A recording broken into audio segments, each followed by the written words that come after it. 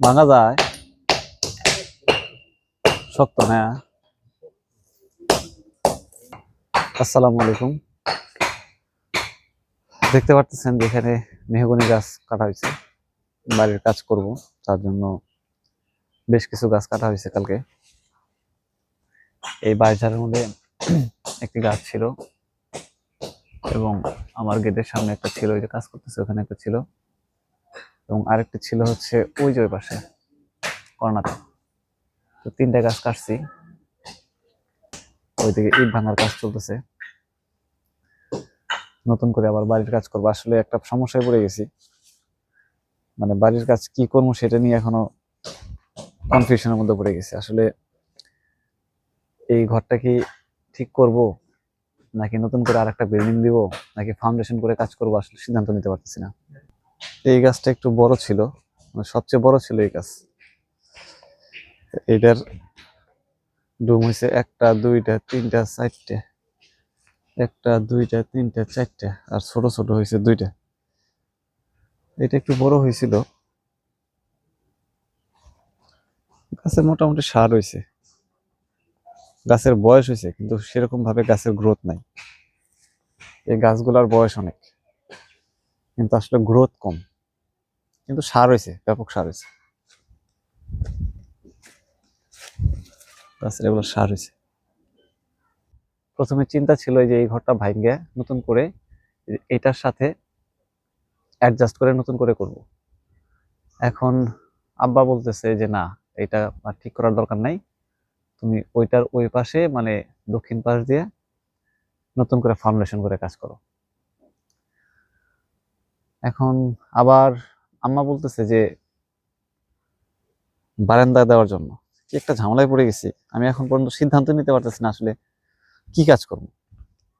কালকে রড নিয়ে আসছি খাম বানানোর জন্য, এখন মনে হয় খাম বানানোর বিষয়টা ক্যান্সেল হয়ে যাবে।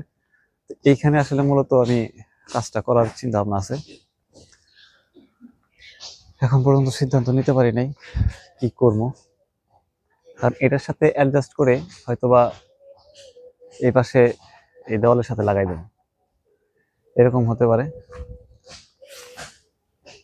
তো জায়গাটা আমি আপনাদেরকে একটু ভালো করে দেখাই।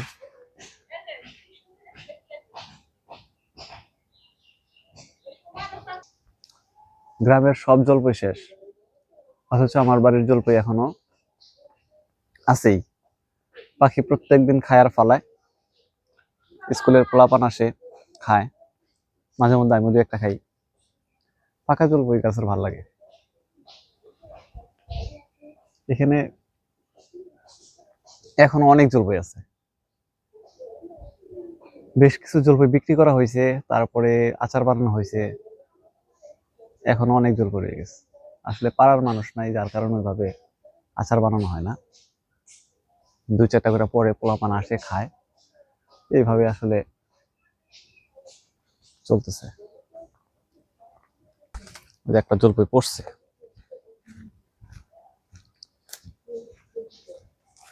এই মাত্র এই জলপাইটা পড়লো।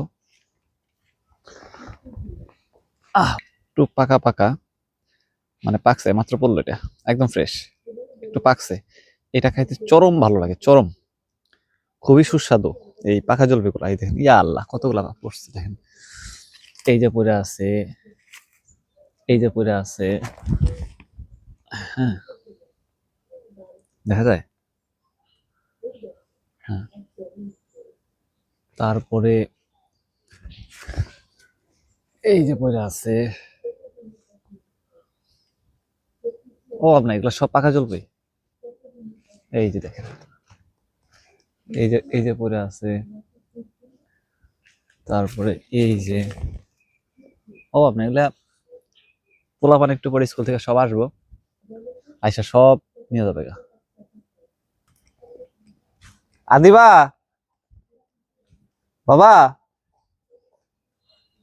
কই গেল? এই দেখো জলপাই নিয়েছি তোমার জন্য, ধরো ধরো ধরো, সবগুলা ধরো, দুই হাতে ধরো, রেখে দাও রেখে দাও, মারে বলবা যে ভর্তা বানাই দিতে, ওইভাবে রাখে, সবগুলা নাও।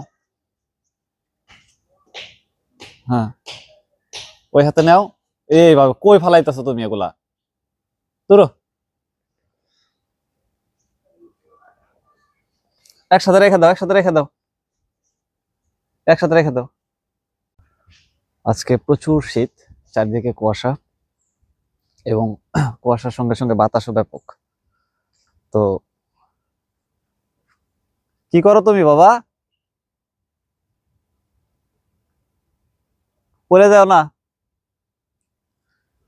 তো অনেক শীতের মধ্যে এই যে এখানে জমিতে আসলাম, আসছি বাড়ির পাশেই, সেই আমার ভুট্টার জমিতে। এখানে গত কয়েকদিন আগে সার দেওয়া হয়েছিল, কিছুটা পরিবর্তন দেখা যাচ্ছে। এই দেখেন, মোটামুটি একটা পরিবর্তন চলে আসছে।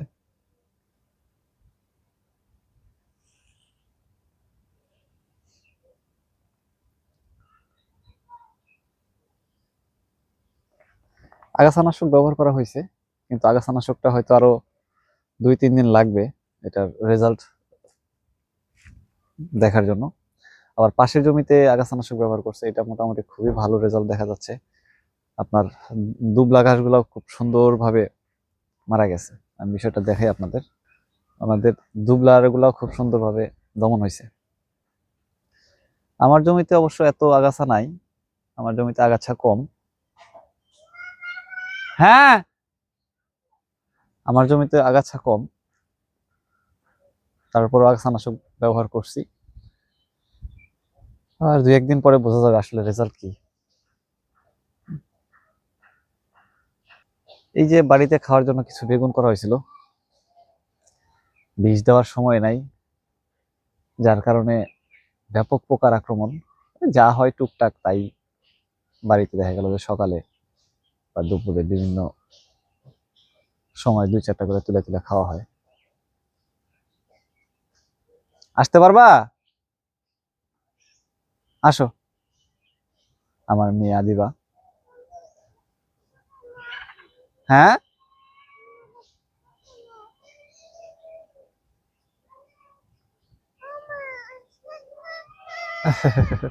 আসতে পারো না?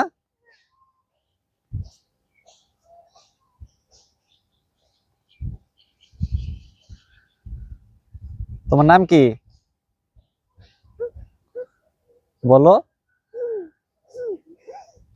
অনেক ঠান্ডা পড়ছে আজকে না বাবা? চলো আমরা বাসায় যাই, চলো চলো চলো চলো চলো চলো চলো চলো চলো। হ্যাঁ, ঠান্ডা, অনেক ঠান্ডা। চলো, অনেক পাকনা, পাকনা পাকনা কথা কয়। যাও বাবা, কোলে নেওয়া লাগবো। আসো।